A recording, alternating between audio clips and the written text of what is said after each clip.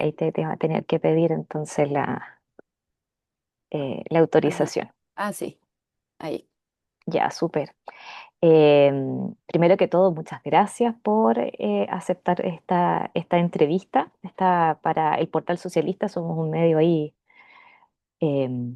pequeño que estamos intentando promover de alguna manera, rescatar la tradición socialista, una amplia tradición socialista finalmente, como más allá de el partido o los socialismos reales, sino finalmente lo que tratamos de hacer al menos en el portal es vincularnos con esta visión como con esta tradición histórica que son los socialismos. Así que a partir de esa también esa tradición es que cuando nos enteramos de tu libro y del lanzamiento del libro que estaban haciendo ahí en conjunto con este colectivo de historias desobedientes, nos llamó mucho la atención y quisimos también asistir ahí con Elena, con la editora, y hacernos parte de alguna manera también como tratando de conversar y de dialogar a propósito de la experiencia que ustedes tienen.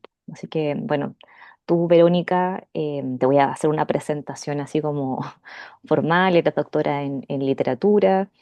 No es el primer libro, de hecho, que escribes respecto a este tema. No. ¿No?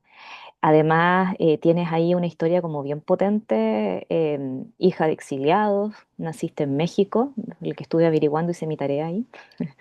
Eh, Además, sobrina de Miguel Estay, eh, el Fanta, naciste en el exilio, naciste en México.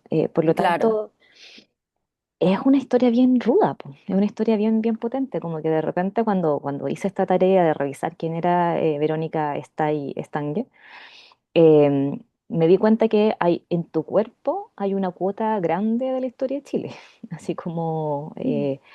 ¿Y cómo vives eso? Es la primera pregunta que te puedo hacer. ¿Cómo vives eso y también cómo y cuándo te diste cuenta de esa carga Ujú. que tienes encima de tu cuerpo y que no la elegiste finalmente, como vino solamente? Claro. Bueno, yo siempre supe lo que había ocurrido desde muy chica.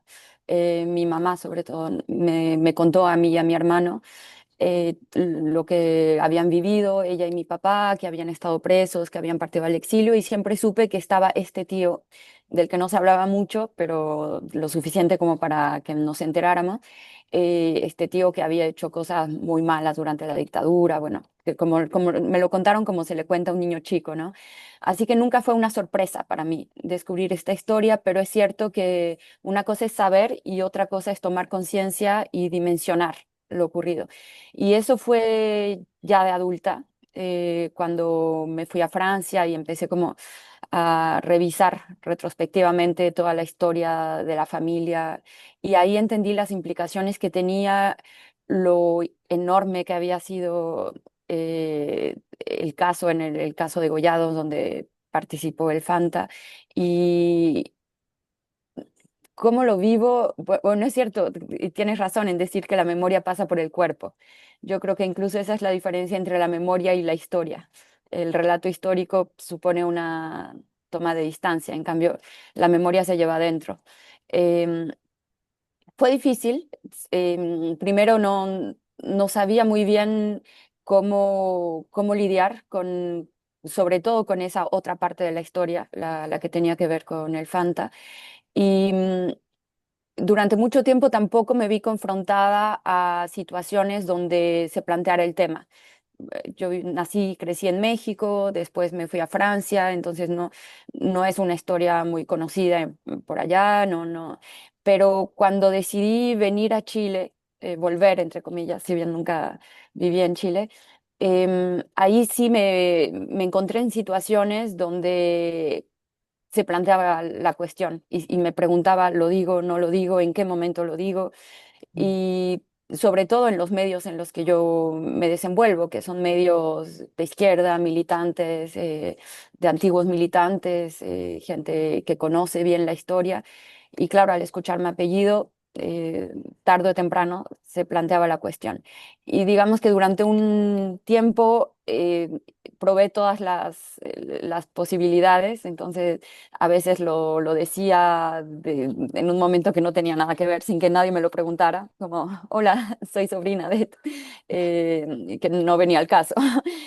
Otras veces, bueno, me quedaba callada o no lo decía de inmediato o de plano no lo decía hasta que para mí lo que fue determinante fue sumarme al colectivo Historias Desobedientes, donde todos compartimos esa condición de ser descendientes de responsables de crímenes de lesa humanidad, y ahí pude decirlo abiertamente y trascender esta condición dándole un alcance político. Eso para mí fue muy importante y me permitió liberar la palabra, escribir. Al principio llegué diciendo al colectivo, bueno, les aviso que yo no voy a hablar públicamente, no voy a escribir nada al respecto y no voy a dar entrevistas. Y bueno, heme aquí. Entonces, ¿cómo transitó eso a través del cuerpo? Yo creo que el camino fue del cuerpo a la palabra y eso ya permite vivir con esto y transformar o trascender esta historia. Mm. Em, ¿Cómo surge finalmente esta? Hay una narración, obviamente, en el libro. Acá presento el libro. Hay una narración respecto a estas preguntas, pero creo que también es importante escucharlas, quizás como de ti.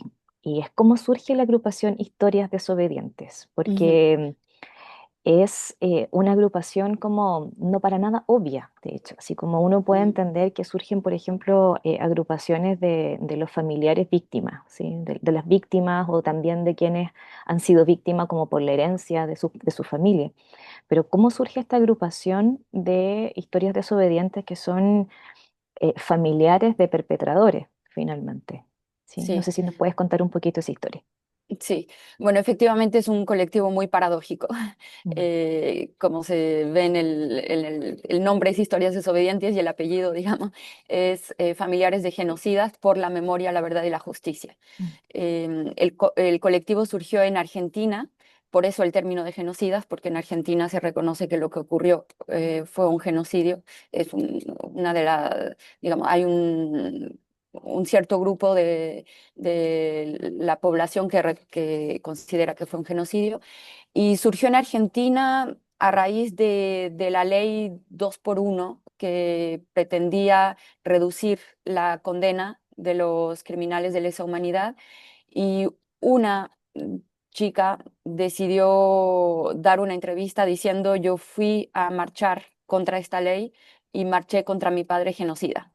Y de ahí otras voces surgieron por redes sociales. Yo también soy familiar de genocida y también repudio lo que hizo y yo también y yo también. Y cuando ya eran 5 o 6 decidieron fundar este colectivo. ¿Por qué se llama Historias Desobedientes? Porque en Argentina, como en Chile, se recorría muchas veces al argumento de la obediencia debida. Y en Argentina incluso era un argumento jurídico. Eso le permitía decir a los criminales, yo obedecí órdenes, no tenía opción y por lo tanto el responsable es mi superior y no yo. Entonces, para oponernos a eso, nos bautizamos historias desobedientes porque desobedecemos a los mandatos de silencio, a todo aquello respecto a lo cual nuestros familiares no supieron desobedecer o no pudieron o no quisieron. Y después de su fundación en Argentina, al poco tiempo me sumé yo, se había sumado ya antes otro compañero de Chile. Al principio éramos solo 2 chilenos, así que formábamos parte del grupo argentino. Y poco a poco empezamos a tomar contacto con otras personas en Chile e igual que en Argentina, cuando ya éramos 5 o 6, decidimos que estábamos listos para fundar el brazo chileno del colectivo. Y de ahí se fue extendiendo a otros países, a Brasil, Uruguay, Paraguay. También tenemos contacto con una salvadoreña que es desobediente y con varios descendientes del franquismo en España. Surgió entonces Historias Desobedientes de España o Iberia. Y más tarde tomamos también contacto con descendientes de nazis, una hija, algunas nietas. y de ahí se volvió un colectivo internacional. Creo que eso es lo importante, que somos un colectivo internacional, a pesar de las particularidades de cada región, pero lo que nos reúne es tan universal como los derechos humanos, ¿no? Mm.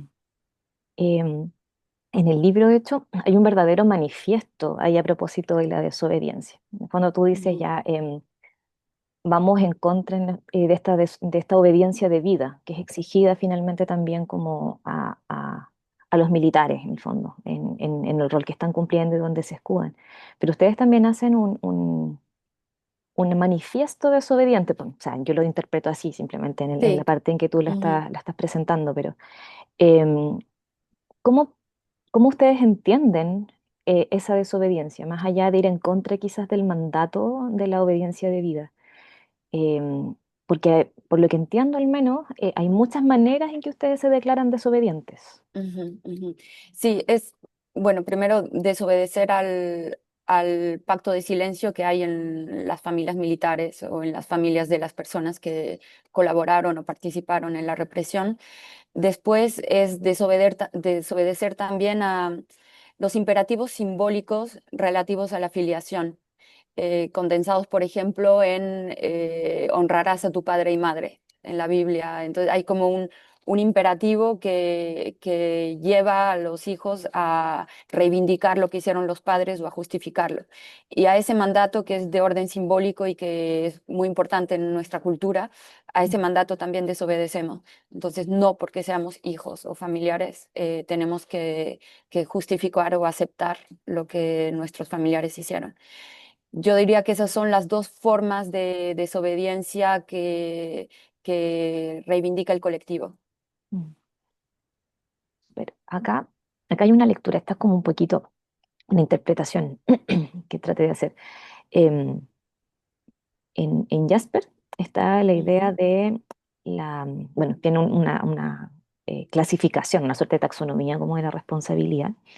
Y dentro de toda esta taxonomía de responsabilidad hay una responsabilidad que se llama responsabilidad política.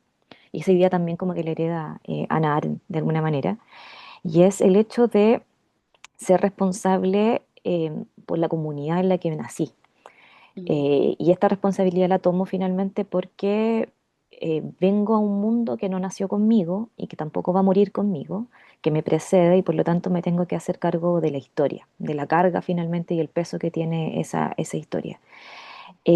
Cuando leí el libro de la antología desobediente, me dio a mí la impresión que había un ejercicio de eso también, en el fondo ujú. como de asumir una responsabilidad que no es culpa, porque finalmente los Eso sí. herederos, claro, no son culpables, Ujú. y que hay ahí una responsabilidad política finalmente. Sí, sí, es justamente eso y también me vino a la mente la palabra culpa. Es cierto que esa responsabilidad al principio en muchos de nosotros toma la forma de la culpa. Una culpa que no es nuestra, que lógicamente no se justifica, pero al principio existe. También la vergüenza, pero creo que esa culpa y esa vergüenza poco a poco, gracias al trabajo colectivo, se va transformando simplemente en responsabilidad, asumir la condición que nos tocó y hacernos cargo de ella. Y yo creo que eso es lo importante, que idealmente todo ser humano debería asumir esa responsabilidad política desde el lugar que le toca, ¿no? Y eso es lo que tratamos de hacer. Mm, Y en el libro y en las historias que están narrando, en cada una de las experiencias que se están narrando, observé al menos que se deja ver como una dificultad de encontrar un espacio en la historia. Como las ujú, personas no saben muy bien, y yo creo que quizá, al menos en lo que leí, no entienden muy bien cuál es el lugar que tienen en la historia. Es difícil como verbalizarlo, incluso a veces se recurren a ciertas citas de otros autores para ver si son víctimas o no, o cómo se pueden entender a sí mismos, cómo entender finalmente este rol que les ha tocado eh, ujú, en esta historia, finalmente, la historia de cada una de estas comunidades en las que nacieron. Y luego de escribir este texto, yo no sé si tienes alguna claridad respecto del el rol que ustedes tienen en la historia, finalmente, como familiares de ujú. perpetradores. Bueno, yo creo que el problema del rol que uno tiene en la historia se plantea de distintas maneras en todos los hijos o descendientes, tanto de víctimas o sobrevivientes como de victimarios. Como hija, yo, hija de sobrevivientes, siempre me pregunté durante mucho tiempo, eh, ¿cuál es mi rol? Yo no viví lo que ocurrió, nací después, y sin embargo cargo con los efectos de eso. Me duele, me afecta. En el caso de los descendientes de victimarios hay una complejidad distinta porque en principio el camino es muy solitario, mucho más que en los hijos de sobrevivientes o de víctimas, porque es lógico que se cree una comunidad de hijos de víctimas, de desaparecidos, qué sé yo. Es como está en el orden natural de las cosas.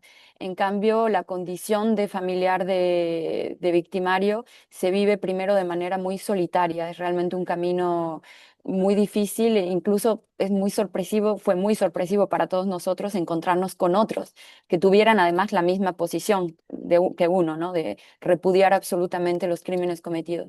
Yo diría que con el camino que hemos recorrido como colectivo, ya tiene más o menos casi 10 años que surgió en Argentina, en Chile surgió 2 años después, em, creo que nuestro lugar está relacionado con la posición de enunciación que tenemos, es decir, que denunciamos desde adentro de las familias lo que nuestros propios familiares hicieron.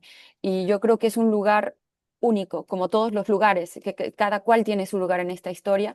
Está el lugar de las víctimas, está el lugar de los sobrevivientes, de los resistentes. Nuestro lugar es este y es un lugar que está atravesado por contradicciones inevitablemente. Y hay que asumir esas contradicciones. Por ejemplo, en el caso, no es mi caso, pero de los compañeros y compañeras que tuvieron buenos padres, buenos tíos, buenos abuelos, tuvieron vínculos afectivos con ellos y tienen que vivir con ese cariño, digamos, que no se puede decidir no querer a alguien de un momento a otro y al mismo tiempo repudiar abiertamente lo que esas personas hicieron. Por lo tanto, nuestro lugar es un lugar paradójico, contradictorio, pero creo que es una pieza importante como todas en el rompecabezas de la memoria. Mm. Em, en el lanzamiento del libro hubo una pregunta que hizo una de las personas también que escribe acá en el libro. em, y la pregunta fue, ¿qué pasa con esos otros hijos, en el fondo, con Mm, esos otros familiares? En el fondo, ustedes son hijos, nietos, familiares de perpetradores que han decidido decir públicamente como, en mi nombre no, en el fondo. mm, Pero son los menos en realidad, como un sí. número como minoritario. Y vemos que la gran mayoría de los familiares de perpetradores están en el otro lado, en el fondo, en la Mm, defensa, finalmente, en la reivindicación, incluso en el orgullo. Eh, y pienso incluso que en la actualidad acá en Chile hay candidatos presidenciales que están en la sí. línea de la Ujú, reivindicación, del rescate, finalmente, de la justificación. ujú, Eh, ¿Cómo pensar este tremendo contraste? Y por mm, sobre todo pensaba así como cómo avanzar en memoria, cómo avanzar en justicia si tenemos en un espacio como tremendamente popular y con tanta palestra a esos otros sí. hijos. Mm. Bueno, esos otros hijos que son, digamos, el extremo de los antidesobedientes por excelencia, Claro. son lamentablemente los que más se conocen porque toman la palabra y justifican abiertamente los crímenes cometidos, lo reivindican, lo que hicieron sus familiares. Pero yo creo que entre esos antidesobedientes y los desobedientes hay toda una gama de hijos. Y lo sé porque esa gama supone un recorrido, o sea, ningún desobediente nació desobediente, se fue formando en el camino, entonces yo creo que hay mucha gente que está todavía en el camino. Hay un camino del saber, un recorrido del saber, desde el no querer saber, no poder saber o no saber nada. Después querer saber pero no poder, poder saber pero no querer, y hay muchos conflictos, digamos, hasta que se llega eventualmente, no siempre, al deseo a la lucidez, ¿no? Al deseo de saber y asumirlo. También hay un recorrido del decir, el no poder decir esta condición, querer decirla, pero no poder, poder decirla, pero no querer, y es un camino también que conduce finalmente a la palabra. Y no todos logran llegar hasta el final de esos caminos. Y quizás tampoco tienen por qué hacerlo. Yo pienso que mientras no se reivindiquen abiertamente los crímenes, cada familiar de criminal lidia con su condición como puede. Lo que me parece absolutamente condenable es que tomen la palabra públicamente para defender lo indefendible. Pero el resto yo creo que es un recorrido que se hace o no, y confío en los futuros desobedientes o los desobedientes potenciales que quizás al conocer la existencia del colectivo puedan poco a poco ir tomando posición. Y eso es lo que ha ocurrido con los que se han sumado al colectivo en Chile, en Argentina. Entonces tengo esperanza en esos otros hijos, digamos, y familiares. Em, y claro, me parece que en Chile, en particular, el hecho de que se le dé voz a estos antidesobedientes Mm, tiene que ver con la falta de trabajo de memoria, finalmente. En Argentina, por ejemplo, hay un reconocimiento público de lo que ocurrió y es imposible que alguien reivindique los crímenes cometidos de una manera tan impúdica como se hace en Chile. Y eso porque hubo un trabajo del Estado también en ciertos momentos, no ahora, para preservar la memoria y porque la toma de palabra pública reconoce lo ocurrido y reconoce a las víctimas. Y eso en Chile no ha sido así. Son simplemente las agrupaciones de familiares que han tenido que luchar para que se les reconozca y no ha sido totalmente el caso. Mucha gente ni siquiera, algunos ni siquiera saben que hubo una dictadura o lo saben, pero no les importa o lo saben y lo reivindican. Yo creo que esa es la diferencia y eso es lo que hace que estos otros hijos, los antidesobedientes, tengan un cierto peso mm. en Chile. Eso, sí, de hecho, eso te iba a preguntar también, como si veías como dentro de la experiencia de las personas que se iban sumando a este colectivo, em, si veías como que favorecía ciertas como condiciones estructurales para la toma de conciencia, finalmente, y el transformarse en un desobediente o no. Eh, Yo creo que el primer factor que favorece la toma de conciencia o debería favorecerlo es el trabajo de justicia. Mm, Y eso en Argentina ha sido mucho más contundente. Muchos compañeros, casi todos de Argentina, reconocen que la toma de conciencia vino en el momento en que se condenó a sus padres. mm, Eh, Ese sería el primer factor. Ahora en Chile sabemos que ese factor no es muy, no está muy mm, presente. Y el segundo factor yo creo que es el hecho de saber que hay otras personas que colectivamente han tomado la palabra, qué sé yo, y creo que esa dimensión política permite hacer también un trabajo individual. Y los desobedientes chilenos que se han tomado que se han sumado al colectivo nos cuentan que al ver lo que nosotros hemos hecho como colectivo, muy modestamente, tomar la palabra, escribir, hacer películas, dijeron, bueno, ¿por qué yo no? mm, Entonces, ese sería otro factor. mm. Claro, o sea, acá estamos tan complicados que hoy tenemos una discusión respecto a cierre de Punta Peuco, por ejemplo, así como esta Sí, cárcel ujú, precisamente para VIP, criminales.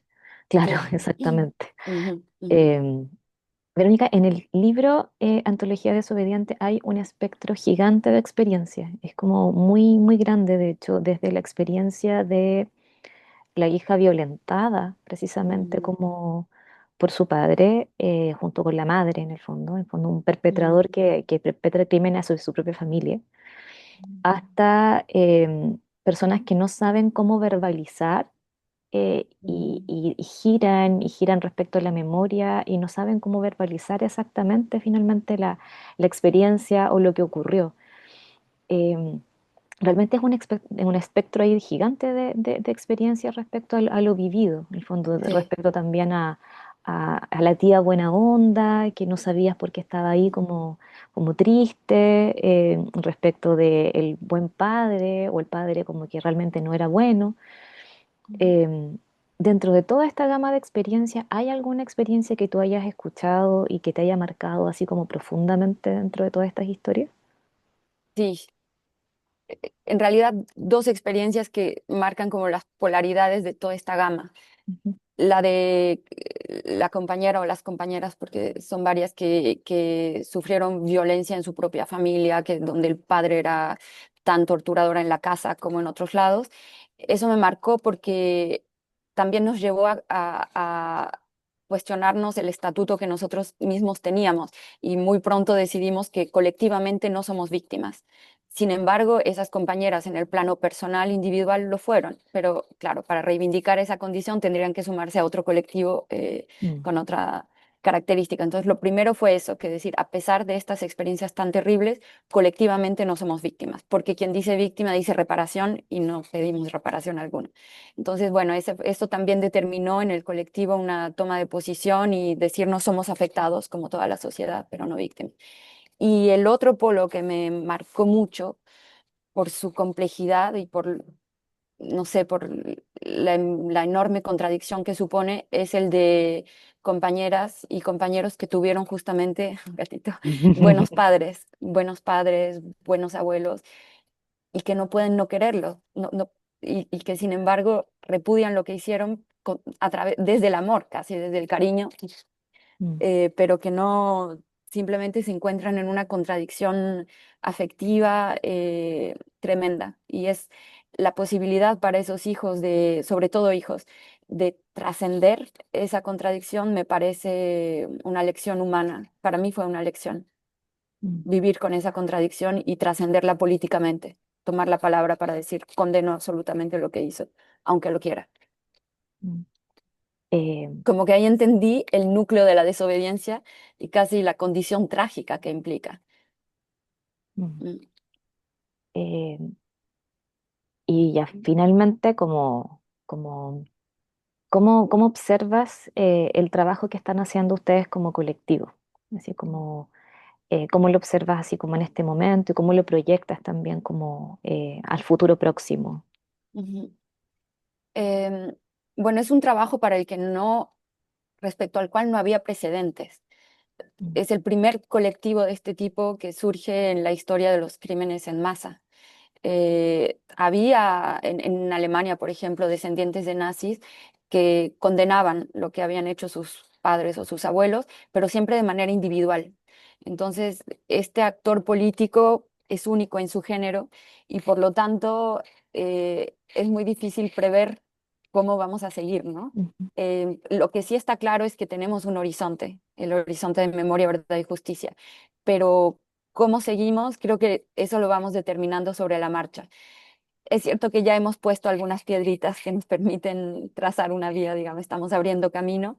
em, y yo creo que hay distintos ámbitos en los que podemos seguir trabajando, porque ya empezamos a trabajar. El ámbito, por ejemplo, de la educación, con frecuencia nos invitan a cursos, a seminarios en maestría, licenciatura, donde compartimos nuestra experiencia y creo que sembrar esa semilla de la desobediencia en las generaciones actuales es muy importante, en las jóvenes generaciones. Está también el trabajo en el ámbito político, apoyar simplemente lo que están haciendo las agrupaciones, sumarnos al trabajo que están haciendo. También creo que podemos aportar modestamente algo respecto a las creaciones o documentales, libros. Hay mucha necesidad en el colectivo de expresarse por escrito, por eso tenemos tantos libros, mm. que incluso nos han criticado algunos y dicen, se están enriqueciendo con eso, ¿no? Hay que saber que cuando uno escribe un libro de este tipo, además, no se vuelve rico, pero hay una necesidad de hablar, de toma de palabra, quizás porque estuvo tanto tiempo la palabra encerrada, tan contenida que explotó. Entonces también creo que en ese ámbito podemos seguir. De hecho, seguimos. Yo coordino un taller literario, porque es mi oficio, como estudio literatura, donde escribimos textos y eso nos ha permitido ya publicar estos libros, vamos probablemente a publicar otros. Entonces, bueno, esas son como las vías que yo veo para seguir con este trabajo. También nos gustaría poder aportar algo contundente para los juicios en el ámbito político. Incluso a veces a los compañeros de Argentina, sobre todo, les decían, pero traigan pruebas, traigan. Mm, Lamentablemente somos muchos los que no tenemos pruebas, no tenemos acceso a eso, porque era un secreto y se mantenía. Pero los compañeros que sí las tienen, por ejemplo, fotos o material, las aportan, ya sea a través de documentales o directamente en los juicios. Y en Argentina incluso hay una compañera que dio testimonio contra su padre para que no se le concediera la libertad condicional. mm. Entonces creo en el ámbito jurídico también podemos aportar en la medida de nuestras posibilidades y de la historia de cada cual. Esos son los distintos ámbitos. Súper. Una invitación entonces también como a estar atentos finalmente a los avances. Primero que todo, acá el libro, el libro de Antología Desobediente, acá, que está de Tiempo Robado Editoras, ¿sí? Aquí editado y compilado, hecho por Verónica. Y también un llamado a sumarse, como estar atentos finalmente a esta misma agrupación. Ustedes tienen redes sociales. Sí, tenemos Facebook, Instagram y pueden contactarnos los futuros desobedientes o los desobedientes potenciales, Ujú. sea cual sea su recorrido, en cualquier etapa del proceso en la que estén, pueden contactarnos y creo que es muy importante que la desobediencia se expanda, siga creciendo. Súper. ¿Vale? Entonces, con ese potente llamado vamos a terminar esta entrevista. Te agradezco mucho, Verónica, de verdad tu tiempo. Y el Muchas libro gracias a también. ti. Y el libro también, que de hecho es un libro bastante, eh, de verdad como es difícil verbalizarlo. Es difícil verbalizarlo porque son demasiadas experiencias muy disímiles, con muchas plumas distintas. Y por lo tanto es bien difícil. Es como hay que leerlo, definitivamente hay que Mm. leerlo como para poder entenderlo. Es poco lo que podemos expresar y bueno, un llamado también sí, a leerlo y a sumarse y estar atento precisamente a que esta desobediencia crezca y se haga masiva finalmente. Sí, yo invitaría a las personas de nuestra generación a preguntarse qué hizo mi padre, qué hizo mi abuelo en esa época. Algunos lo tienen clarísimo o saben que fueron víctimas, qué sé yo, pero los descendientes de perpetradores se plantean menos la pregunta y creo que es muy necesario. Necesario Mm. hacerlo. Súper. Muchas gracias, Verónica, de verdad, por todo. Gracias a ti. Que esté muy bien. Un abrazo, chao.